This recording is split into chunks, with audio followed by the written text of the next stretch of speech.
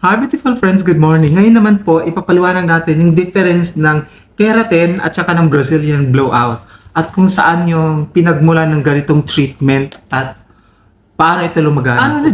Paano discovery nga ba ito? Brazilian blowout na ito, okay? Ipapaliwanag natin ang pros and cons at saka yung mga dapat at hindi dapat sa Brazilian, okay? And bago po yan, please don't forget to subscribe and click the bell button below para always kayo maging notified every time tayo meron tayong mga bagong uploads. And I love you mga.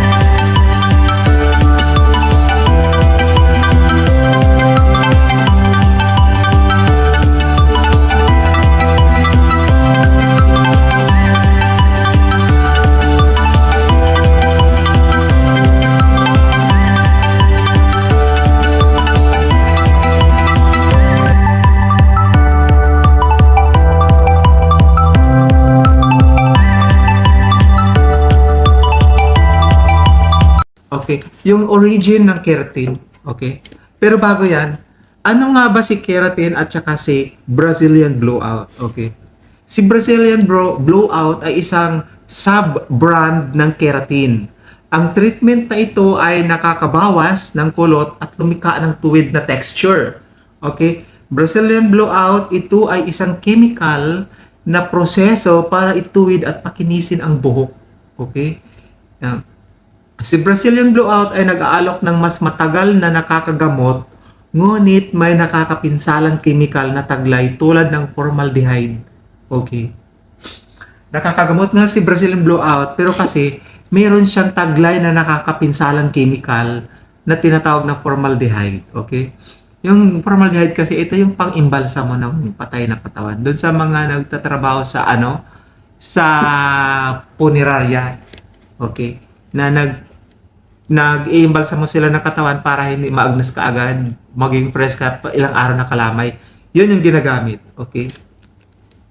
Ang keratin naman ay may layuning pagtutuwid at paggagamot ng mga dry na buhok at may taglay na mga smoothing agent na samantalang si keratin, okay, ito yung meron siyang smoothing agent. Pag sinabi natin smoothing agent, ito yung mga part ng keratin na nagpapalambot, kung example, magaspang yung buhok mo, na naalis yung gaspang, ito yung sinasabi na smoothing agent mula kay keratin. Mga layunin ng keratin, okay? Ang layunin ng keratin ay upang pakinisin, ituwid ang buhok, at bawasan ang kulot na para mas madaling pamahalaan at pinapakintab ang buhok. Meaning ng madaling pamahalaan, kumbaga, for example, matikwas siya. Pag suklayin mo, ayusin mo, mabilis mo siyang maayos. Yun sinasabing madaling pamahalaan. Unlike kasi pag matikwas, minsan kahit nakatali pa, may puputok, may gaganon pa dito. Matikwas, matangles, okay? Nagagamot lahat ni keratin, okay? Nagbibigay ng pangmatagalang kinis at tuwid na pagtatapos si keratin. Nag-alok din ng makabuluhang pangmatagalang pagwawasto at pagbabawas ng kulot. Meaning pangmatagalang pagwawasto. Meaning kahit na matagal na si keratin na akala mo na wash out na, nagagamot pa rin siya ng mga problema sa buhok mo. Kasi Ang ginagawa ni keratin, 'di ba ito yung, for example, ito yung strand ng hair. Ito yung hair cuticle. Binabalot ni keratin si hair cuticle ng keratin, binabalot niya para na protection din to sa mga UV rays, mga natural way na nakakasira ng buhok. Tapos, nire-repair naman siya, okay? Nire-repair din siya, pati yung cortex, kaya nagkaroon ng pagbabawas ng kulot, okay? Kaya nagkakaroon ng makintab na result kasi nire-repair din niya at dinadagdagan niya yung ability ni cortex para matulungan si hair cuticle na para mas makintab yung output niya. Okay? Ganon yung layunin ng keratin. Actually, parehas lang ng layunin si keratin at saka si Brazilian blowout. Kaso lang si Brazilian, okay, meron siyang nakakapinsalang chemical na tinatawag na formaldehyde. Whereas, sa ngayon, at actually meron na sigurong Brazilian na wala ng formaldehyde content, pero less masyadong effect. Napapansin ko yung sinasabi nila na non-formaldehyde content hindi na masyadong nakakaganda sa buhok. Yun yung napapansin ko.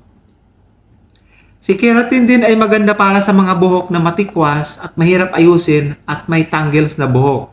Ang tanging kahinaan ng keratin ay may dapat alalahanin sa kalusugan at hindi inirekomenda para sa mahina o mapinsalang buhok dahil sa taglay nitong formaldehyde. May mga keratin na din kasi ngayon na walang formaldehyde, okay?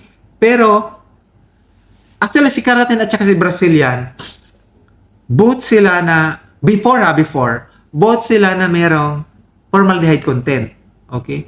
Pero ngayon kasi meron ng mga ganito na walang masyadong, or kaya less, at least less. For example, hindi dapat lalampas into 3 to 6% yung formaldehyde content ng isang 1 liter of Brazilian. Okay? Paglampas na doon, hindi na maganda. Kailangan below 3% lang siya dapat. Ang kahinaan lang, yan lang yung mga kahinaan nila. Pero meron na kasi ngayong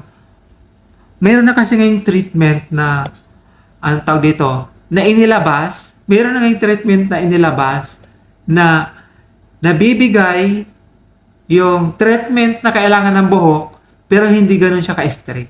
Ito yung Brazilian Botox, okay? So, si keratin at si Brazilian is parehas silang may formaldehyde content, okay? Kaso lang, nakakaganda sila. Kaso may kailangang i-consider ng mga health issues tulad ng mga people with asthmatic, ganon, people with allergies. Hindi pwede sa kanila yung mga ganitong treatment. So kailangan mong alamin kung meron silang mga ganitong health condition para mas safe yung paggagamot mo. Ito nga si Brazilian. Pumasok yan si Brazilian Botox. Ang difference naman ni Brazilian Botox, si Brazilian Botox ay isang deep conditioning treatment na pumupuno at nag-aayos ng mga nasirang hibla ng buhok. Tumutuon ang treatment na ito sa pagbabata na hindi binabago ang natural na texture na buhok. Ang treatment na ito ay mas banayad at walang taglay na chemical na masama sa kalusugan. Si Brazilian blowout at si keratin is parehas lang sila. Okay. Sorry, parehas lang sila na may smoothing agent din pareho. Okay.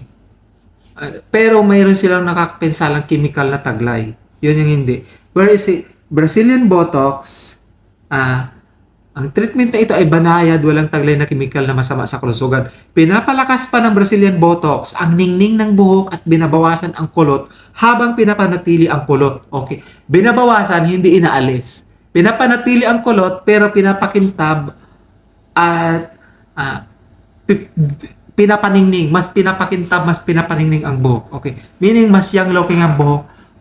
Minsan kasi pag makulot, parang dry yung dati. Pag ginagamitan mo ng Brazilian Botox, nawawala yung dry na aura ng kulot. Okay? Pinapalakas ang ningning ng buhok habang binabawasan ang kulot habang pinapanatili ang kulot. Okay? Binabawasan ang kulot habang pinapanatili ang kulot. Meaning hindi talaga niya inaalis pero nalilesen. Kaya wag mong ipapromise sa customer mo na yung kulot is mababawasan. Ang Botox ay para sa resultang malusog, hindi gaanong kulot at makinis na resulta. Hindi gaanong kulot, pero hindi inaalis ang kulot. Ang Botox ay ginagamit upang ayusin at pabatain ang nasira, malutong o tuyong buhok. Pinupunan ang mga tuwang upang mapabuti ang kalusugan at sigla ng buhok. Pinupunuan ang tuyo upang mapabuti ang kalusugan at sigla ng buhok. Okay? Pinupunan ang puwang. For example, itong buhok natin. Sa sobrang dry, sa sobrang dami na ng ginagamit ng mga chemicals dito, nagkakaroon ng hole. Nagkakaroon. Ito yung ginagawa ni Botox. Dini-deep conditioning niya. Yung mga nasisira, nilalagyan ng puwa, nilalagyan niya para mas mapabuti ang kalusugan at sigla ng buhok. Parang pinifill in niya yung mga nagkukulang ng mga nutrients sa buhok mo. Kaya nagdudulot ito ng magandang kalusugan at nagbibigay ng sigla ng buhok. Ang Botox ay isa ring deep conditioning treatment na bumabalot sa mahibla ng buhok. Nagpapakintab ng buhok sa pinakamahusay na kinang at mas mabilis pamahalaan habang napanatili nito ang natural na texture. For example, ang texture ng buhok is spiral. Maaring hindi na siya ganun ka-spiral pero nandun pa rin spiral. So meaning hindi niya sinisira yung buds ng hair. Okay. Ito'y ligtas, walang chemical at pampalusog para sa mga napinsalang buhok. Okay? Pinakamahusay sa paggamot ng buhok na sira, buhaghag o mahinang buhok na nangangailangan ng malalimang kondisyon at pag-aayos na nakapagpapabata sa buhok. Okay? Pakatandaan mo ang keratin, ang Brazilian blowout, at ang Brazilian Botox, ito yung pagkakaiba nila at ang kanilang pagkakapareho. Kung ang purpose ng treatment ay pangmatagalan at makabuluhang pagwawasto, gumamit ng keratin.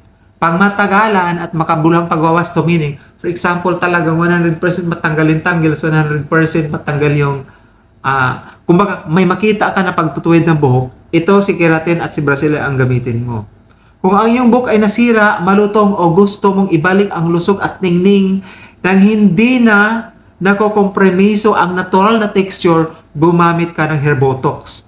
Lalo na kung gusto mong bawasan ang kulot at pagbutihin ang pangkalahatang kalusugan ng buhok na may mas banayad at hindi chemical na diskarte. Okay? Kapag gusto mo ng non-chemical, si hair botox yung gamitin mo. Pero kung gusto mo ng pangmatagalan at makabulang pagbawasto, gumamit ng keratin at saka ng Brazilian. Keratin at Brazilian same lang kasi sila. Okay. Okay? Kung nais mong gamitin ang parehong treatment sa buhok, ay maaari. Pwede mo daw gamitin ng pareho si keratin or si Brazilian or si Botox ng sabay. Pero sabi, maaari. Pero mas mainam na wag silang pagsabayin. Sa halip, bigyan ng 2 hanggang 4 na linggo ang bawat, ang agwat sa pagitan nila upang bigyan ng oras ang iyong buhok na magpahinga at ganap na masipsip ang bawat formula. Meaning, parang mas maganda na 2 to 4 weeks mo muna bago kung gagamitin mo sila na pareho para yung isang treatment, mag-workout pa muna sa buhok mo. Okay? Okay? Si keratin pala or si Brazilian is nagsimula sila, it was started or discovered in Brazil.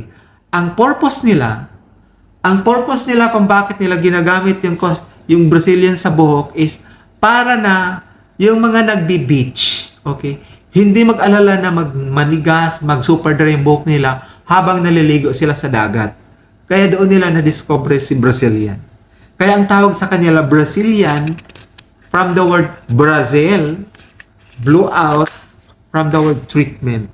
Yan yung sinasabi nila na Brazilian blowout. Okay. Marami pa tayo, may mga solusyon pa tayo sa mga dry at mga tuyot na buhok.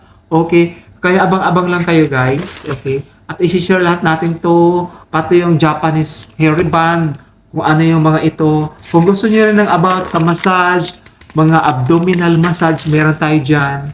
Tsaka yung mga hair spa treatment, hot oil treatment, which is na-take up na natin yung hair spa, yung hot oil naman kasi maganda rin si hot oil na akala ng iba, naku, wala ng effect si hot oil kasi nakukuha na siya sa conditioner. No, maganda pa rin si hot oil. Abang-abang nyo lang. Thank you very much and don't forget to subscribe. I love you all. Mwah mwah. Chuk chuk.